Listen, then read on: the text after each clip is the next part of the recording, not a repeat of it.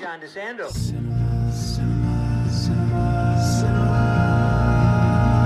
Classics, let's go to the movies and share some popcorn, soda pop with our friends. Turn off our cell phones and get away. Night or day, it's John DeSando on the radio. We'll watch the credits from up high and low. Cinema Classics on. This special edition of Cinema Classics celebrates Ohio Goes to the Movies, a signature event of America 250 Ohio, and is co-produced by John DeSando and Mary Yerina, and hosted by Mary Yerina. Listen to shows Thursdays at 8:01 p.m. on WCBE 90.5 FM, and listen to shows and read reviews online at WCBE.org.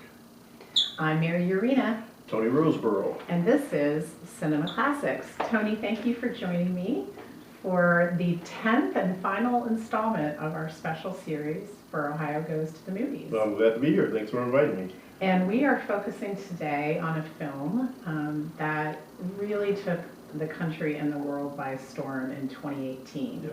Black Panther. Yes. Can you tell us the plot and a little bit about the film?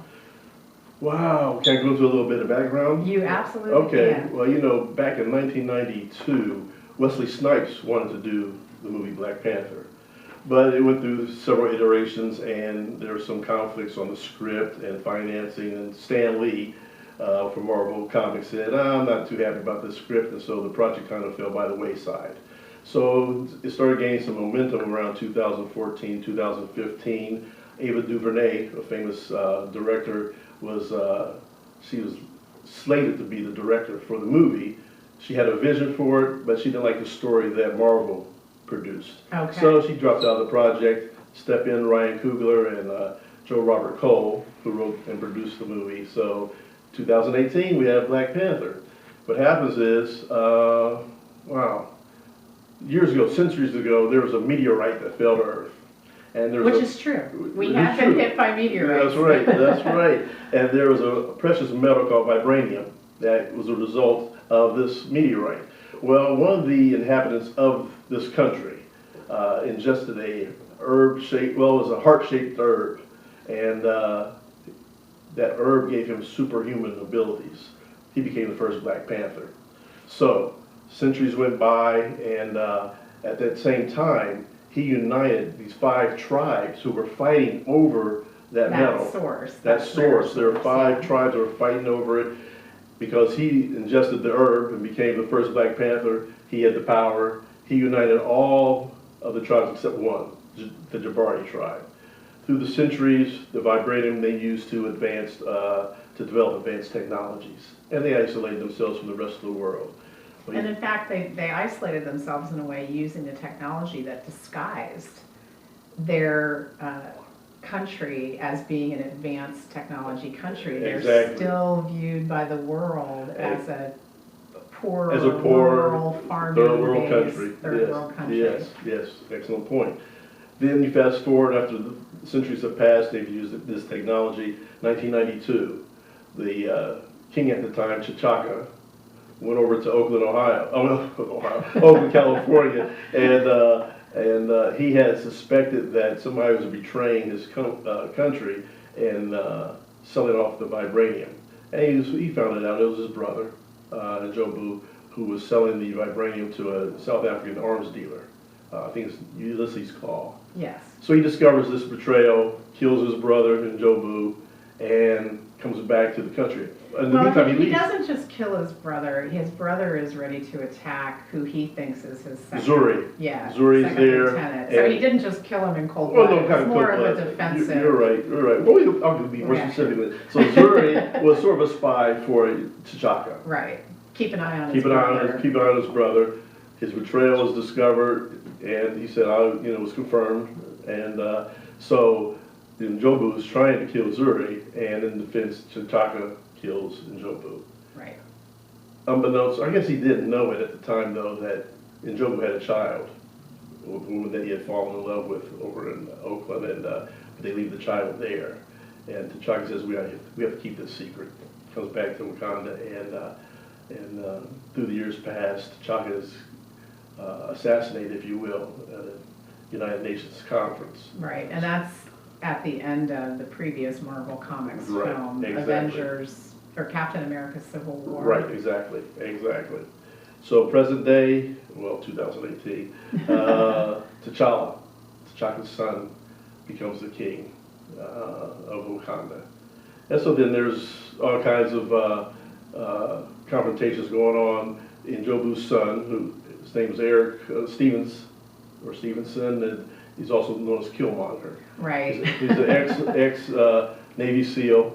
He's also, I guess, sometimes a murderer for hire, if you will, if you look at him. A Oh, mercenary. exactly. I mean, he, finds his father's body. Yes, And yes. is left to his own devices to Yes. process that. He spends his entire life basically training to be a strong killing machine. Yes. With the ultimate idea of revenge. Of revenge. And hopefully, I guess, attaining the crown, or if you will, to become king of Wakanda. So he has all kinds of deals going on with Ulysses Claw, and again, they get the vibranium. They break into a museum, steal the vibranium of a British museum, and now they're trying to sell that vibranium to a CIA agent, Everett Ross. Played by Martin Freeman. Martin Freeman, yes. But Lord of the Rings, was he in that? He was in Lord of the Rings as much Bilbo, Yes. the younger Bilbo. Yeah, yes. And a nod to Lord of the Rings, Andy Serkis plays Yes. Claw. Claw. Yes. Claw, Yeah, Claw. Claw. Yeah. Not with any CGI No, Gollum. He's no. himself in this film. That's right. And not a good guy. No, not at all. Not at all. So, where are we? We're trying to. Well, we have this juxtaposition now between basically the universal story of good and evil. Yes. Between T'Challa, who has become king, Yes. and we have the threat of Eric Killmonger, Yes. his cousin, Yes. returning and wanting to take over and really rule in a less I don't even know how to describe it, a less kind way. Right. Yes. Oh, yes. He's very. How can I say it? The Wakandan people are very passionate, but they're very.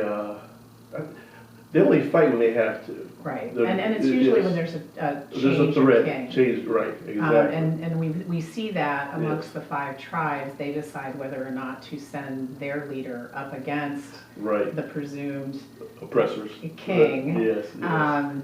And they can say, we choose not to. Yes. Which all of them do, except for one tribe at the Jabari, beginning, and yes. then Eric comes along and charges and challenges the sitting king now, Yes. T'Challa, Yes. and unfortunately does win. He does win the challenge temporarily. Yeah, we think it's all over for them. And yes. becomes very destructive because Very he much so. doesn't want anyone else to be able to become king. What he's trying to do is he's trying to use that vibranium to empower. Well, no, he destroys the vibranium. He does. He does. He's trying to use their weapons, their technologically advanced weapons, to share with other people of African descent around the country. Right. To destroy the oppressors or their perceived oppressors Right. around the world.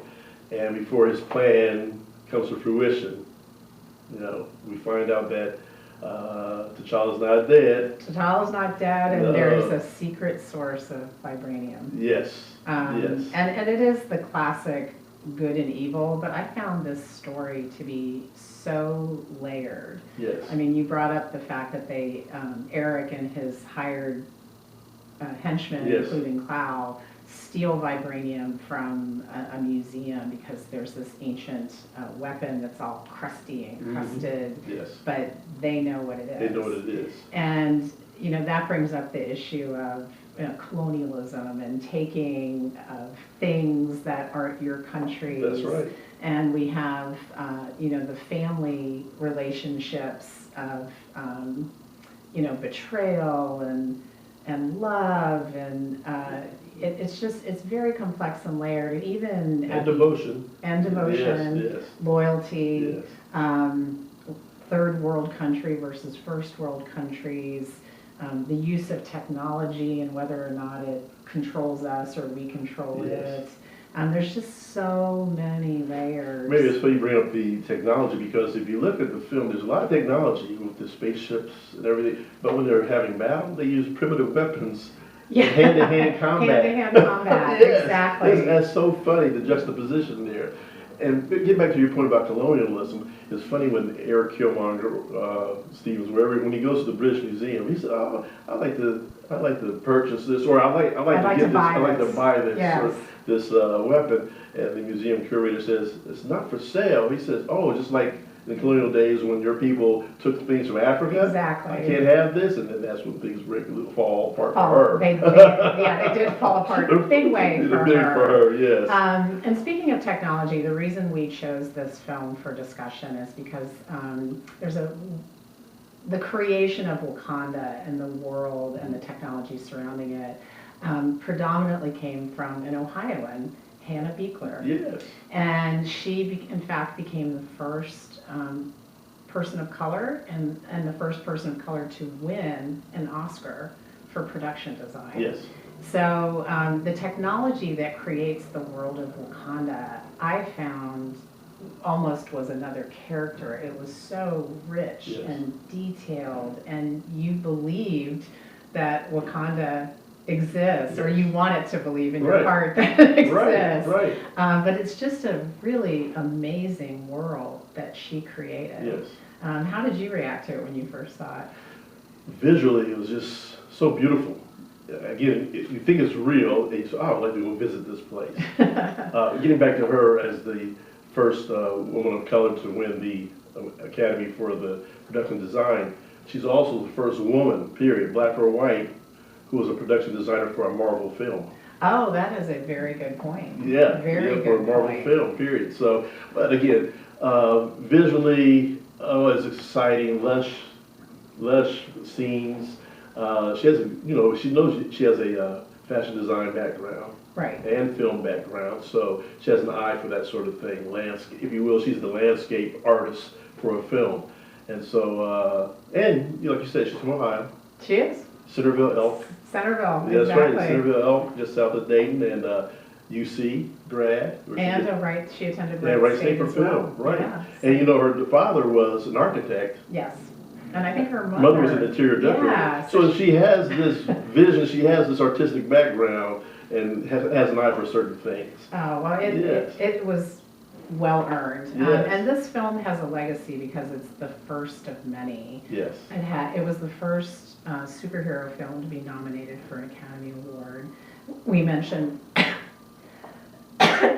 excuse me, we mentioned Hannah Beachler being the first. She also won 10 major industry awards Yes. for her creation. But I think there's also the legacy of the cultural impact that it made. I mean, this is a blockbuster Yes. in every sense of the word. Yes. It earned over $1 billion. 1.3 billion worldwide. In Yes. theatrical release, it was so highly anticipated from all cultures. But I think it opened the door because it's a predominantly black cast, it's Yes. a predominantly black production team surrounding it.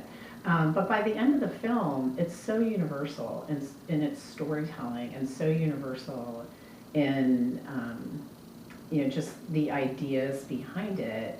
It almost becomes irrelevant.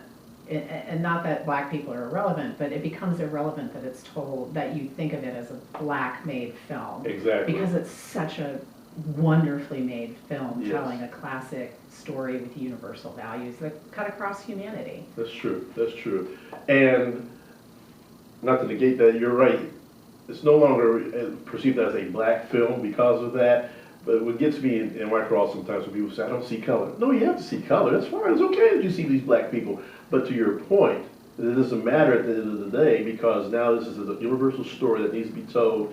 And when T'Challa speaks to that new council, I don't know if that's UN or not, I couldn't remember what it was in the film, Yeah. but he's talking to an organization, a group of people. We want to use our powers for good because there's more of us that we're more alike than we are different. Right. And we want to use these for the unity of all people, which is a good point. It is a very Yes, good point. yes. And then unfortunately, you have the very ignorant a remark by one of the Oh, council members yes. about, well, what are we supposed to learn about from a country of farmers? Exactly. And I actually had to rewind it and listen to that comment again, because I was like, did he say what I think he said? Yes, So before we talk a little bit more about Hannah Okay. and the rest of the cast of the film, in our podcast Double Take, which I hope our listeners will join us for, what's your recommendation to our audience as to this film? Oh, you have to see it. If you're a film lover, you know, whether it's noir, whatever it is, whatever genre it is, you have to see this film because, again, from the visual effects, from the talent that's on the screen, the story that's being told, you're going to be mesmerized, or you're going to be sitting on the edge of your seat for the entire, I think it was 2.5 hours, or 2 hours and 16 minutes, whatever it is. It's one of the best films made I would agree. of all time. I would absolutely agree. To me, in 2018, it became an instant classic Yes. for many, many reasons. So thank you for joining me for Cinema Classics. You're It's welcome. a pleasure to have you here. Thank you. I'm John DeSando.